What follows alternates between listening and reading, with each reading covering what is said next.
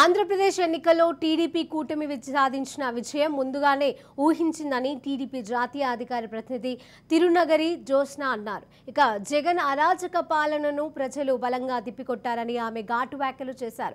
చంద్రబాబు నాయుడు గెలుపుతో ప్రజలందరికీ ఒక అభివృద్ధి పైన నమ్మకం ఏర్పడిందని ధీమాను వ్యక్తం చేశారు. తెలంగాణలో కూడా ఇక టీడీపీ బలపడుతోందని ఆశాభావం వ్యక్తం చేశారు. ఇక కూటమి ఇచ్చిన ప్రతి హామీని అంటున్న తిరునగరి జ్యోత్స్నతో మా ప్రతినిధి Teja face to face. Andhra Pradesh ఎన్నికల ఫలితాల్లో తెలుగుదేశం పార్టీ ప్రభంజనాన్ని సృష్టించింది. చరిత్రలో నిలిచిపోయేటువంటి భారీ విజయాన్ని నమోదు చేసుకున్నటువంటి పరిస్థితి. మొత్తంగా మనతో తెలుగుదేశం పార్టీ జాతీయ అధికార ప్రతినిధి తిరునగరి జ్యోత్స్న గారు ఉన్నారు. మాట్లాడదాం. మేడం నమస్తే. మేడం ఏంటి చాలా ఖుషిగా ఉన్నారు, చాలా ఊహించినటువంటి విక్టరీ, తెలుగుదేశం చరిత్రలోనే తొలిసారిగా భారీ విజయం ఎలా చూస్తున్నారు?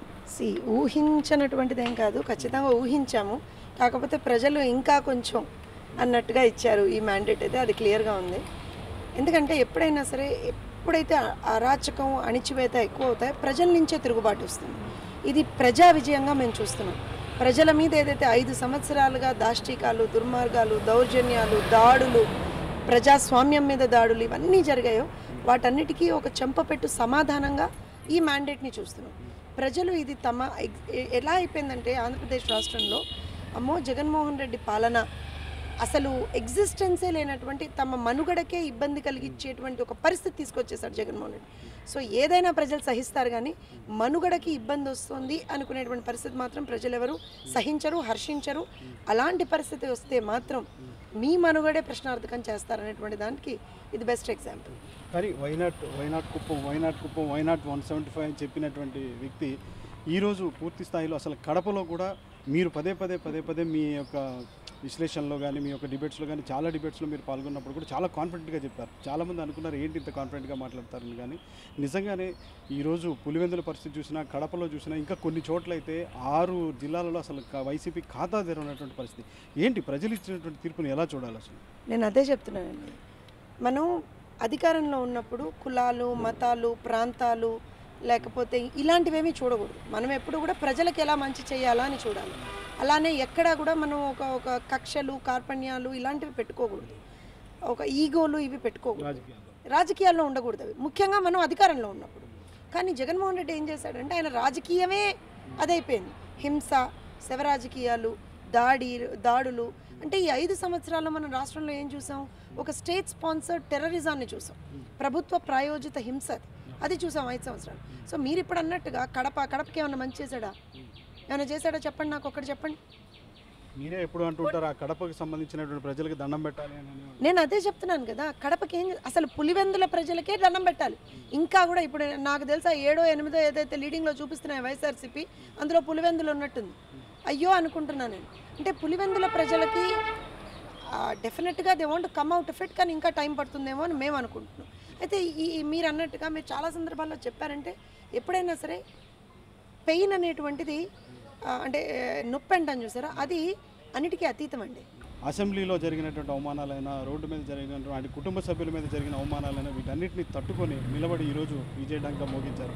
నిజంగా బాబు గారు చూపించినటువంటి చొరవ ఎలాంటి ఆదర్శాన్ని తెలియజేస్తుంది? ఇప్పుడు నేను ఏమంటానంటే అండి, నిజంగా మా కళ్ళలోనే నీళ్ళు వచ్చినటువంటి సందర్భాలు ఎన్నో. మీరు కళ్ళలో నీళ్ళు పెట్టారు. నేను అదే చెప్తున్నాను, ఎందుకంటే మేమే తట్టుకోలేకపోయాం. భువనమ్మ నన్నని మాట్లాడుతుంటే, లోకేష్ గారు నన్నని మాట్లాడుతుంటే, చంద్రబాబు నాయుడు గారు నన్నని మాట్లాడుతుంటే మేమే తట్టుకోలేకపోయాం. అలాంటిది ఆయన అన్నిటినీ తట్టుకొని ఓర్చుకొని గుండెని దిటవు చేసుకొని ప్రజల కోసం, నాకు ఇవేవి కాదు సరే అన్నారు కదా, ఒకరోజు బాధపడ్డారు, ఆయన కూడా కళ్ళనీళ్ళు పెట్టుకున్నారు. కానీ వెంటనే లేదు, ప్రజలకు నేనే ఇలా అయిపోతే ప్రజలు ఏమైపోతారు అనేటువంటి ఉద్దేశంతో ఆయన వచ్చి మళ్ళీ పనిచేశారు. So I think the biggest inspiration for anybody, అటు పాలిటిక్స్ అయినా మనుషులకైనా సరే, చంద్రబాబు నాయుడు గారు అనేటువంటి వ్యక్తి ఒక బిగ్గెస్ట్ ఇన్స్పిరేషన్, రోల్ మోడల్. ఇవాళ ఎవరు ఎంత నిన్ను అవమానించినా సరే ఒక్క పల్లెత్తు మాట వాళ్ళని అనకుండా, ఒక్క దెబ్బ వాళ్ళని కొట్టకుండా, ఏ రకంగా నీ ఆత్మగౌరవాన్ని నువ్వు నిలబెట్టుకోవచ్చు, నీ స్థాయిని నువ్వు చూపించవచ్చు అనేటువంటి దానికి నిదర్శనం నా నాయకుడు. చూపించాడు కదా వాళ్ళు జగన్మోహన్ రెడ్డికి. అసెంబ్లీలో నారా చంద్రబాబు నాయుడు గారిని ఎలా అవమానించాడు, ఏం చెప్పి బయటకు వచ్చారు చంద్రబాబు నాయుడు గారు?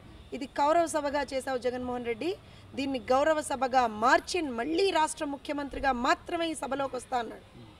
అన్న మాటకి కట్టుబడి దాన్ని నిరూపించిన నాయకుడు రేపొద్దున ఆంధ్రప్రదేశ్ రాష్ట్ర ముఖ్యమంత్రిగా నారా చంద్రబాబు నాయుడు అనే నేను అని శపథం తీసుకొని ప్రమాణ స్వీకారం చేసి అప్పుడే వస్తాడు.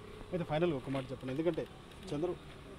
ఎందుకంటే చంద్రబాబు గారు ఇప్పుడు మీరు ఏదైతే హామీలు ఇచ్చారో, తెలుగుదేశం పార్టీ ఏవైతే హామీలు ఇచ్చిందో హామీలతో పాటు ఏదైతే పదే ఈ 5 సంవత్సరాల కాలంలో తెలుగుదేశం పార్టీ పదే విమర్శిస్తూ వచ్చింది. ఎందుకంటే వైసీపీ పాలనలో అభివృద్ధి లేదు అని ఏదైతే ప్రశ్నించారో ఇప్పుడు ఆ అభివృద్ధిని మొత్తం ఒక గాడిలో పెట్టబోతున్నారా మరి? డెఫినెట్గా ఇప్పుడు అభివృద్ధి చేయడానికి మాకు కొత్త కాదు, సంక్షేమం ఇవ్వడం మాకు కొత్త కాదు. సో మేము ఖచ్చితంగా రెండింటిని ఈక్వల్ దీంతో తీసుకెళ్తాం. That is something that we have always been doing and will do it again. Andhra రాష్ట్రాన్ని మళ్ళీ ఆన్ ట్రాక్ పెడతాం. రాష్ట్రంలో ఉన్నటువంటి యువతకు ఒక బంగారు భవిష్యత్తును అందిస్తాం. రాష్ట్రంలో ఉన్నటువంటి ఆడబిడ్డలకు ఒక సెక్యూర్డ్ భవిష్యత్తును అందిస్తాం. ఆంధ్రప్రదేశ్ రాష్ట్ర ప్రజానీకానికి అందరికీ కూడా ఒక బ్రహ్మాండమైనటువంటి పాలనని మేము చూపిస్తాం. ఒకటైతే చెప్తాను, తెలుగుదేశం పార్టీ ఇప్పుడు ఏదైతే భారీ విజయాన్ని ఆంధ్రప్రదేశ్లో నమోదు చేసుకుందో తెలంగాణలో తెలుగుదేశం పార్టీలో ఆశలు చిగురుస్తున్నాయి. ఎందుకంటే చాలామంది డెఫినెట్గా మళ్ళీ ఇక్కడ తెలుగుదేశం పార్టీ పుంజుకుంటుంది అనేటువంటి ఒక హోప్ని, ఒక ఆశాభావాన్ని కూడా వ్యక్తం చేస్తున్నారు. సో దీనిపైన కూడా కాన్సన్ట్రేషన్ ఉంటుందా పూర్తి స్థాయిలో? ఖచ్చితంగా. తెలుగుదేశం పార్టీ పుట్టింది హైదరాబాద్ నడిబొడ్డున. తెలుగుదేశం పార్టీ వ్యవస్థాపక అధ్యక్షులు అన్న నందమూరి తారక రామారావు గారు ఇక్కడే ఇంకా కొలువున్నారు కదా మెమోరియల్ రూపంలో. సో ఎక్కడికి వెళ్తాం మేము? తెలంగాణను విడిచి వెళ్ళాం. తెలంగాణ ప్రజలకి మాకు ఉన్నటువంటి అనుబంధం చాలా చాలా చాలా గట్టి అనుబంధం. అది మొన్న కొన్ని అన్ఫోర్సీన్ సర్కమ్స్టాన్సెస్ అంటాం, అందులో మాత్రమే మేము పోటీ చేయలేదు. బట్ మళ్ళీ తెలంగాణ ప్రాంతంలో కూడా ఒక మంచి ఏమంటారంటే ప్రజల కోసం పోరాడేటువంటి ఒక పార్టీగా మేము ఎప్పుడు ఇలానే ఉంటాం. Thank you. సో మొత్తంగా చూసినట్లయితే మాత్రం ఖచ్చితంగా తెలుగుదేశం పార్టీ ఇచ్చిన ప్రతి హామీని నెరవేర్చడానికి కట్టుబడి ఉంది. ఖచ్చితంగా నెరవేర్చి తీరుతామని చెప్తున్నారు తిరునగర్ జ్యోత్స్న. అదేవిధంగా తెలంగాణలో కూడా తెలుగుదేశం పార్టీని బలపరుచుకుంటాము, బలోపేతం చేసుకుంటాం అనేటువంటి స్థాయిలో ఒక ధీమాను కూడా వ్యక్తం చేస్తున్నారు. ఇది తిరునగర్ జ్యోత్స్నతో face to face video journalist నరేష్తో తేజ, రాజ్ న్యూస్, హైదరాబాద్.